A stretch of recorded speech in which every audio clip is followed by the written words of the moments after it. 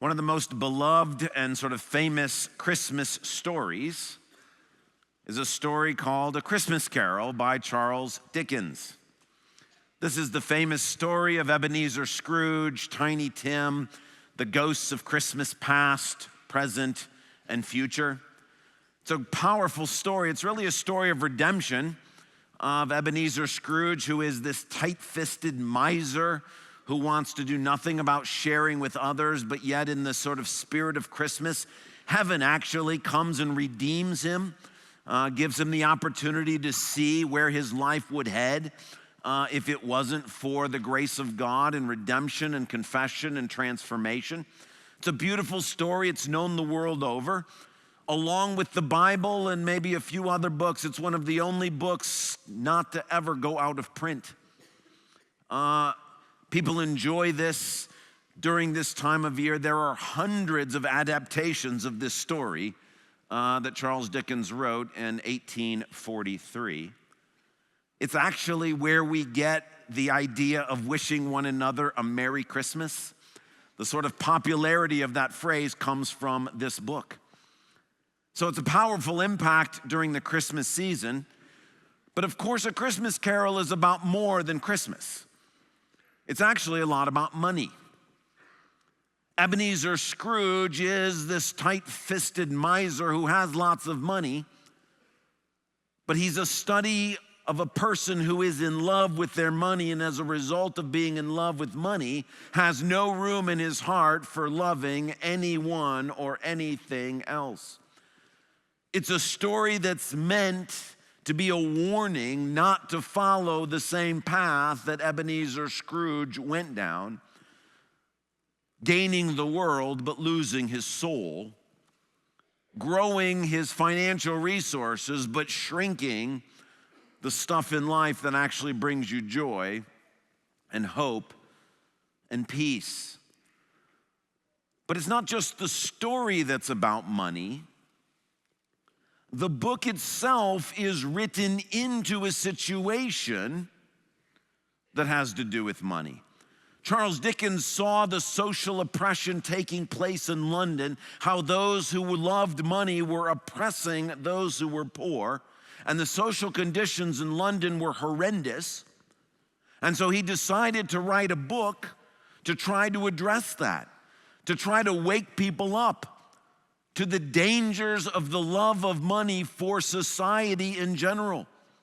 That because of the rich loving money in London, there was great suffering, great oppression, child laboring, unfair wages, difficult situation. And so Charles Dickens wants to do something about it. But there's one more piece that goes with A Christmas Carol, which I didn't really know until I started studying for this sermon. That's fascinating. And that is that the love of money is not only the theme of the book and the situation into which it was written, it has something to do with the writer and the writing of the book. Charles Dickens wrote A Christmas Carol because he needed money. His last book had not sold very well, and he needed a hit.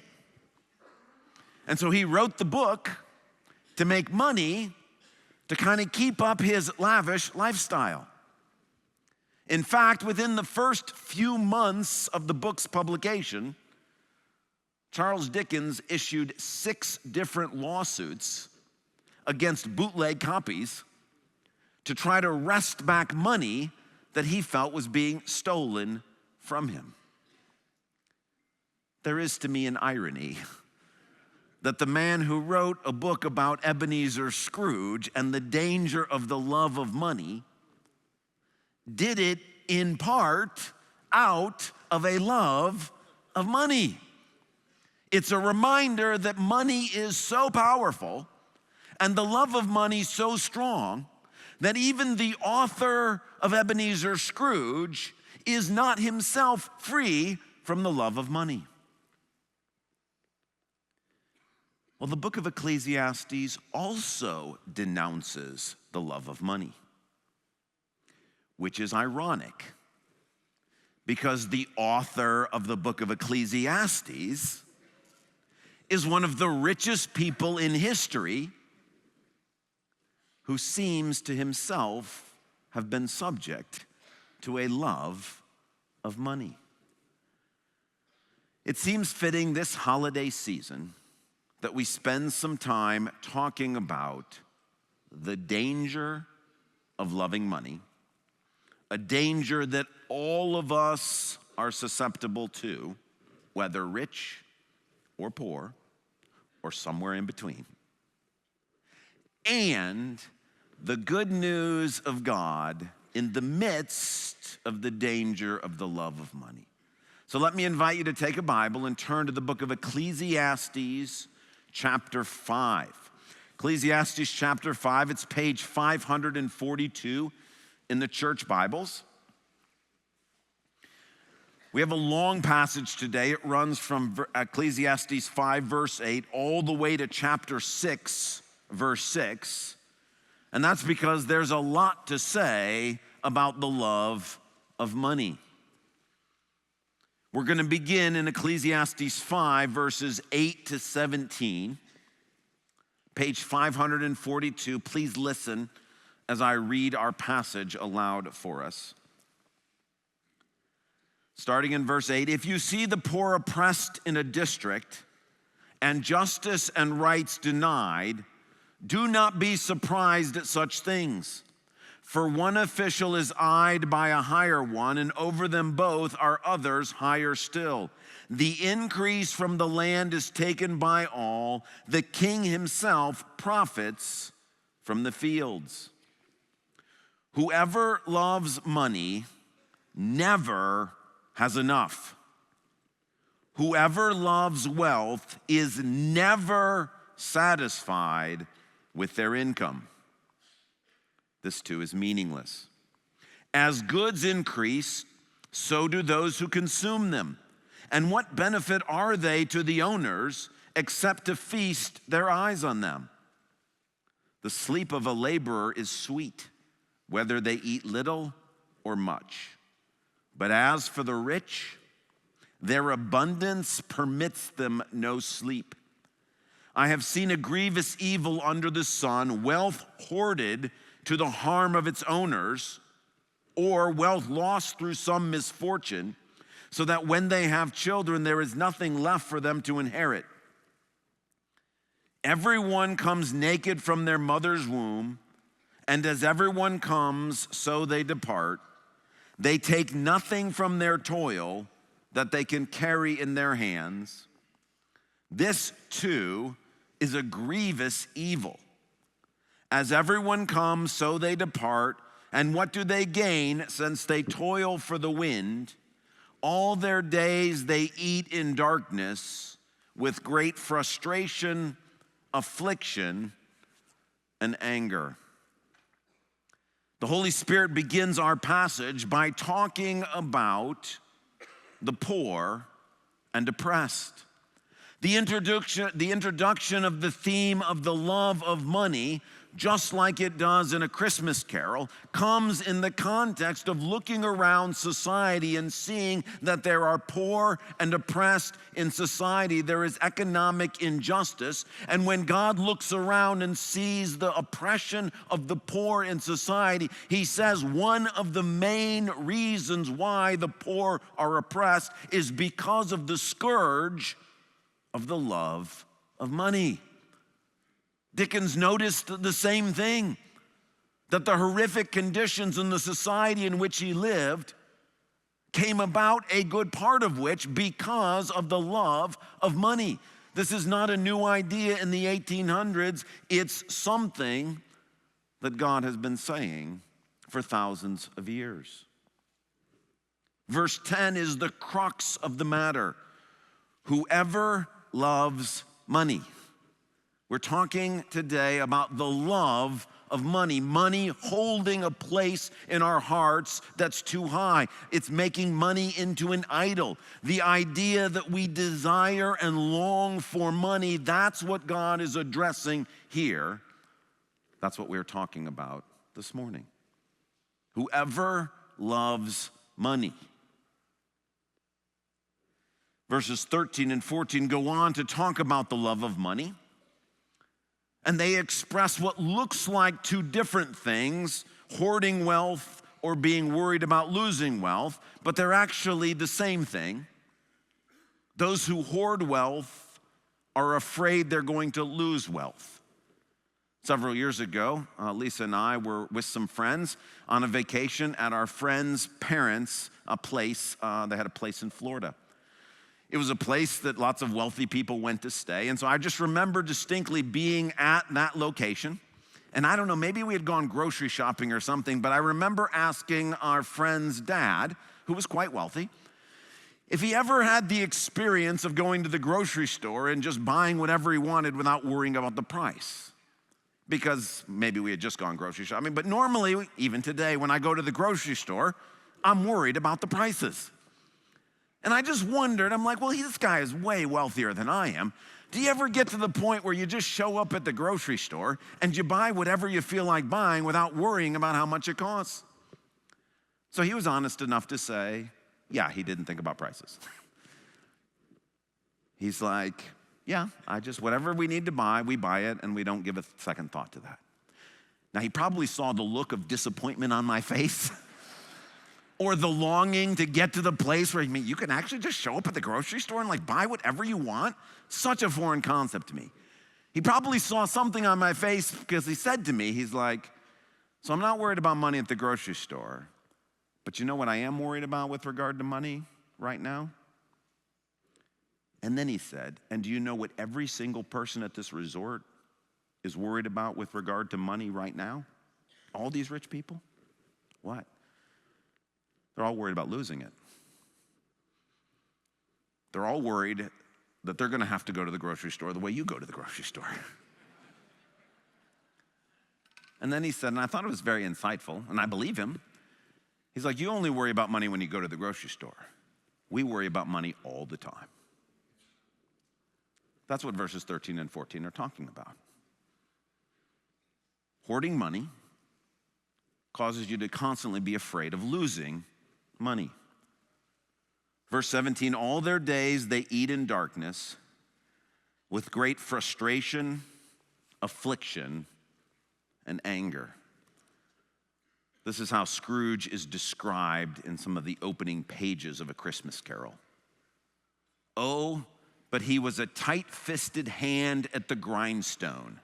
Scrooge, a squeezing, wrenching, grasping, scraping, clutching, covetous old sinner, hard and sharp as flint, from which no steel has ever struck out generous fire, secret and self-contained and solitary as an oyster. That's verse 17. The love of money is not good for relationships. The love of money does not bring about the kinds of relationships with others that bring joy.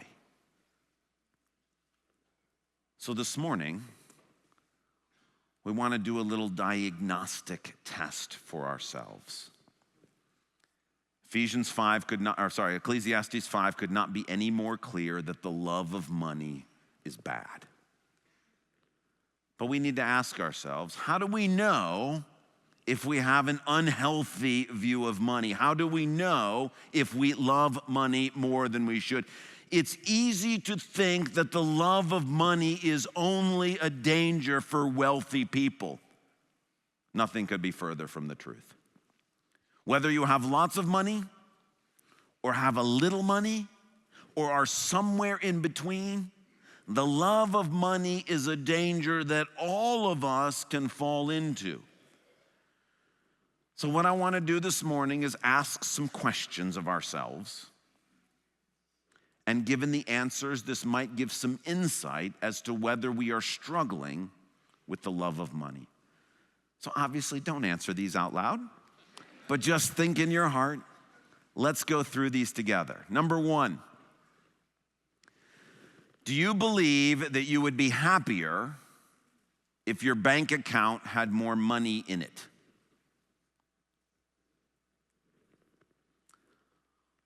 Number 2, do you wish your income was higher? Do you think, man, if I just got a raise at work, my life would be better? Number 3, do you struggle to enjoy spending money when it's time to purchase things? Do you find yourself, when it's time to purchase something, regretting how much it costs?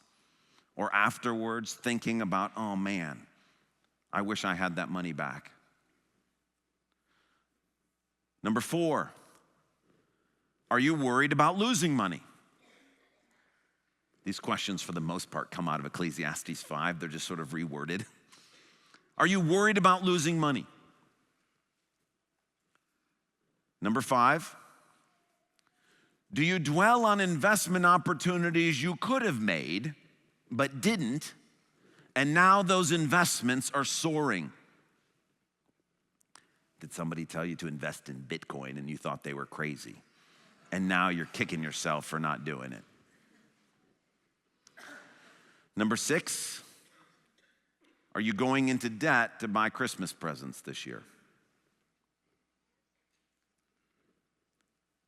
Number 7, is money something that you fight about with your spouse, friends, or family?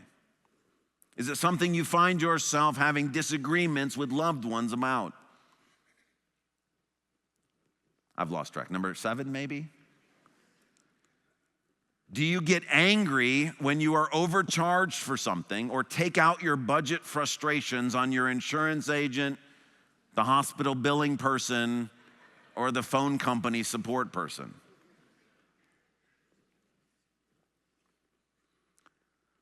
Last question, do you check daily on how your investments are doing? If you answered yes to some of these questions, you might be struggling with a love of money.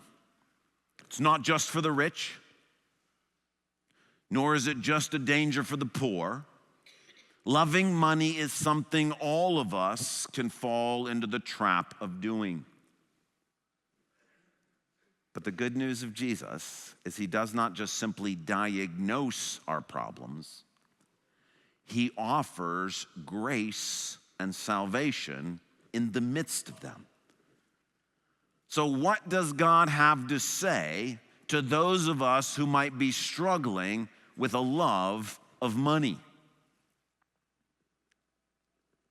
Well, first, if we confess that to the Lord, he's faithful and just to forgive those things and cleanse us from all unrighteousness. It's a gift of God to simply look at that list, and maybe you got to the end of the list and thought, oh, that might be me. We just simply say to Jesus, I'm sorry. I'm sorry for letting money take too strong a hold in my life. And in confessing that sin to Jesus, we receive from Jesus forgiveness, full and free. There's also 2 things that God gives to us to help us combat the love of money. They're both in our passage. The first is in verses 18 to 20. Let's look at that together. Ecclesiastes 5, verses 18 to 20. This is what I have observed to be good, that it is appropriate for a person to eat, to drink, and to find satisfaction in their toilsome labor under the sun during the few days of life God has given them, for this is their lot. Moreover, when God gives someone wealth and possessions and the ability to enjoy them, to accept their lot and be happy in their toil, this is a gift of God. They seldom reflect on the days of their life because God keeps them occupied with gladness of heart. Solomon is correct here. It is a blessing from God to be able to enjoy money and possessions as opposed to loving money and possessions. This is the goal, as God's grace to us is not to take away money and possessions, but to give us the gift of enjoying them rather than loving them. Paul says it in the New Testament in 1 Timothy 6 this way, different words, same idea. Command those who are rich in this present world not to be arrogant, nor to put their hope in wealth, which is uncertain, but to put their hope in God, who richly provides us with everything for our enjoyment. So the first blessing from God in the face of the love of money is that it's actually possible to enjoy money and possessions and not love them. How? A few thoughts. Ecclesiastes says, this is a gift from God to enjoy rather than to love. Well, at the Christmas season, we often make out lists of things that we would like those who love us to buy us or get us for Christmas. Let me suggest that perhaps at the top of your list or at the top of my list this Christmas season that we're going to give to God to say, hey, if you're wanting to get me a present, I wouldn't mind these things. Put at the top of that list, God, I would love the gift of enjoying money and possessions and not loving them. It's a gift from God. He loves giving gifts. Practically speaking, I would just say between now and Christmas, why don't you try praying every day, God, would you please give me the gift of enjoying money and possessions and not loving them? You can't earn a gift. You receive a gift. And so one of the blessings from God, maybe if he's brought you here this morning, right as Christmas is ramping up, and he just wants you to pray every day between now and Christmas, God, I would love that gift. If you're going to give me a present this year, God, I would love to have that. Let me enjoy money and possessions and not love them. Second thought is this passage says that I'm supposed to command you not to be arrogant or put your hope in wealth. So I'm commanding you, don't put your hope in wealth, which is uncertain. In other words, what I'm here to say to you is, look, whatever you want good in life, money is not going to bring it. Whatever you think that a higher bank account or more income, whatever you think that's going to do for you, it's not.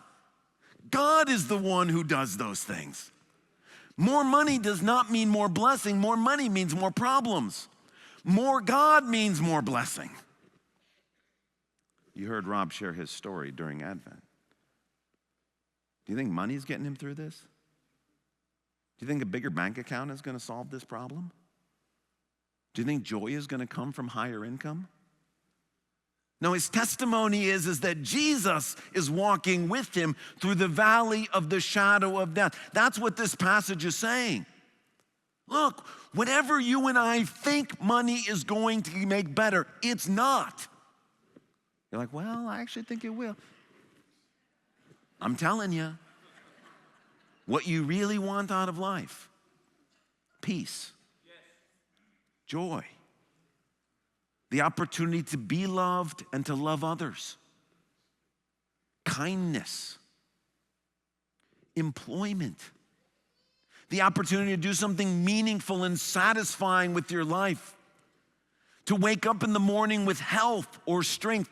Money cannot provide those things. But God does. He loves to do that. This is what he does. And so I'm commanding you to realize, look, money's not going to help. I get it.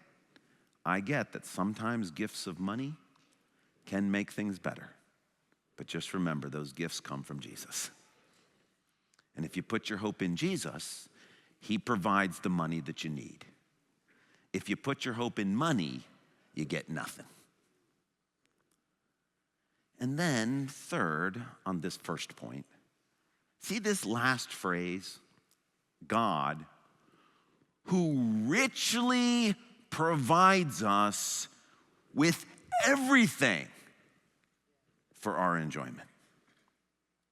Now you might think, oh, this feels like an Old Testament passage. No, this is the New Testament. This is God saying, I richly provide you with everything for your enjoyment. Just be reminded, God loves when his people enjoy money and possessions. He hates it when we love money. He loves it when we enjoy it. I'm always surprised at how generous our God is. When I'm normally torn between two gifts that I might give for Lisa, I'm surprised at how often when I pray, the Lord picks the more expensive gift to give to her. I'm often surprised. We have a Jonathan Fund here at the church. It's something that we use to bless those who are enduring suffering. I'm often surprised at how much more generous God is than I would be. And that when requests come through and I see people praying about them, I see God saying yes to stuff, I'm like, are you sure, Lord? He's a generous God. When I listen to stories that you tell me of trips that you've taken or things that God has provided or experiences that you've had, I come away thinking, God, our God is a generous God. Amen? He richly provides us with everything for our enjoyment. So the first blessing of God in the face of the love of money is that it is possible to enjoy money and possessions and not love them. And that's a gift from God. There's a second blessing that God provides in the face of the pervasive temptation to love money. It's only hinted at in Ecclesiastes in chapter 6, verse 3, when Solomon says, a man may have 100 children and live many years, yet no matter how long he lives, if he cannot enjoy his prosperity and does not receive a proper burial, that's the hint. It's also hinted at in A Christmas Carol when the ghost of Christmas future comes and shows Scrooge what his funeral is going to be like if he doesn't get rid of the love of money, that no one will be attending. What's hinted at here and there is made explicit in our passage in the next verses. Command them to do good, to be rich in good deeds, and to be generous and willing to share. In this way, they will lay up treasure for themselves as a firm foundation for the coming age, so they may take hold of life that is truly life. Here is the blessing of God given to believers in Jesus in the face of the temptation of the love of money, and this is the blessing. You get to take it with you. Solomon doesn't understand this. He says you can't take anything with you, but he's wrong. It is true, you can't take American dollars with you. You can't take gold with you. You can't take cryptocurrency with you. But what this verse is saying is you can take American dollars, you can take gold, you can take cryptocurrency, and you can exchange them for treasure. And the treasure you get to take with you. This is the good news of God in the face of the love of money. It's only hinted at in Ecclesiastes, but in the resurrection of Jesus, we come to understand there is a way to take stuff with you. Jesus actually tells a parable about this. It's in Luke 16. He tells a story, and he's using a parable, so it's a metaphor. He talks about a guy who's about to get fired, which means he's about to die. And then about to get fired, he goes and takes his master's resources and goes and gives them to a bunch of people. So that after he's fired, those people will be nice to him and maybe give him a job.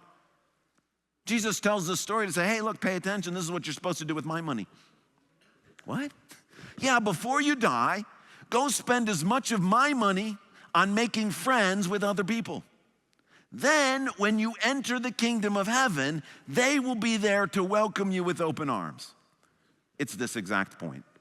You can take it with you, just not in the form of dollars, gold, cryptocurrency, possessions, or anything else. What you get to take it with you is in the form of treasure. Good deeds, especially those connected to sacrificial giving to others. So what does this mean? First and foremost, God has given us the gift of being able to give money to the church, whether this church or whatever church God leads you to. By doing this, we are exchanging dollars that we can't take for relationships and treasure that we can take. And one of the things God does when we give to the church is it allows us to be able to give anonymously, regularly, and to far more things and far more people than we would even know was going on. I would suspect that some people in this room have 401k accounts, and you're regularly putting money away that you can't touch. But the hope is that when you get to retirement, there would be some resources there to help you make it through retirement. That's this principle, except it's on an eternal scale. When you give to the church, this would be like me being your financial advisor. You know, we've been showing you these videos for the past couple of years, and we show you videos about how when you give to the general operating budget, this is what it's going to. This is just me like a financial advisor telling you how your investments are going. That as you give to the church, God is taking those gifts and transforming them into treasure that is being credited to your account. And yes, in a 401k, you can't get to the money, but you get to see how it's growing and you get to see how it's available. This is what God is saying. Look, if you want to deal with the love of money, come to realize there is an investment account that you can put stuff into that you're going to take with you into eternity. And as much as possible, convert dollars and gold and cryptocurrency into eternal treasure. And we do that by giving to the church.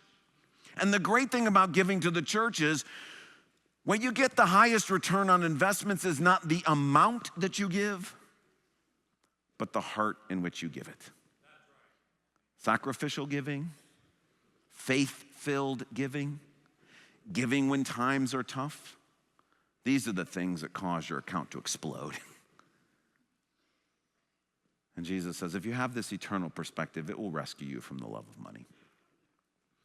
Along those same lines are also just opportunities that God presents to us, just interpersonally, apart from the church. To give to a person that you know that's in need, to take a meal to somebody, to let someone borrow your car, to have someone come and stay in your house for a season because they need a place to live.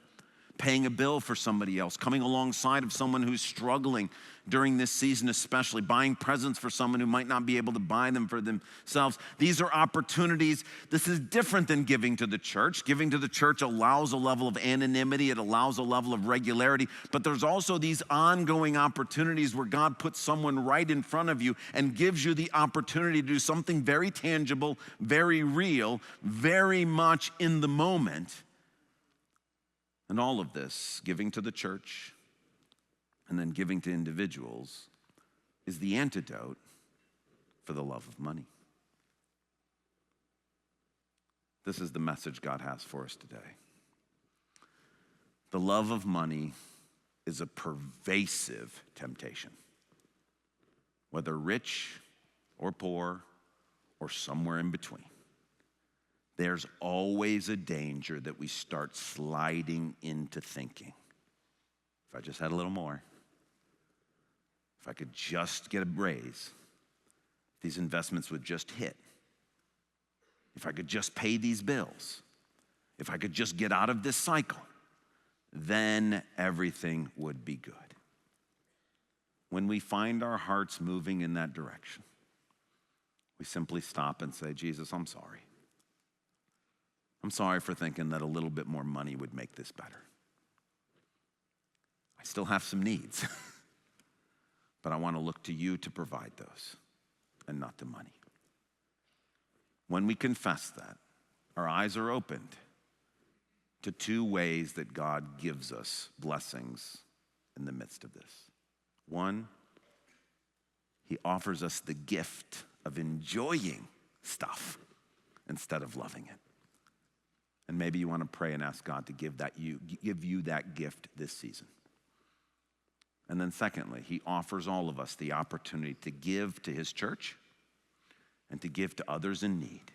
And by doing so, to be free from the power of the love of money. You know, at the end of the Christmas Carol, Scrooge couldn't be any happier. He's full of joy. And the reason Dickens has written it this way is he's trying to show at the end of redemption's arc, when you finally let go of trying to get more, accumulate more, solve your problems with money, what you experience is true blessing. This is what Jesus is saying to us today. May the Spirit give us hearts to hear.